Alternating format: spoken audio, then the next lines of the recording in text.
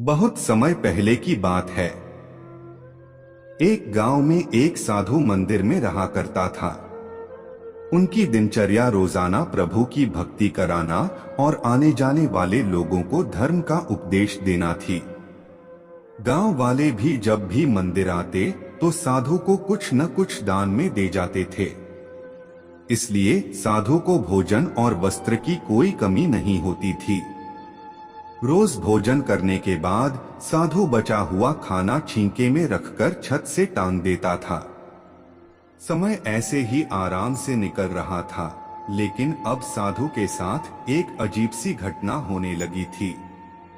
वह जो खाना छींके में रखता था गायब हो जाता था। साधु ने परेशान होकर इस बारे में पता लगाने का निर्णय किया।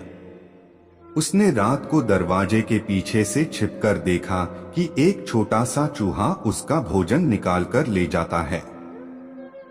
दूसरे दिन उन्होंने छींके को और ऊपर कर दिया ताकि चूहा उस तक न पहुंच सके, लेकिन यह उपाय भी काम नहीं आया।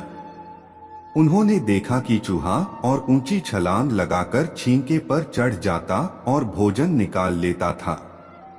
अब साधु चूहे से परेशान रहने लगा था। एक दिन उस मंदिर में एक भिक्षुक आया।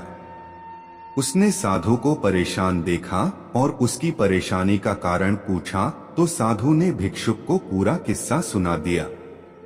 भिक्षुक ने साधु से कहा कि सबसे पहले यह पता लगाना चाहिए कि चूहे में इतना ऊंचा उछलने की शक्ति कहां से आती है।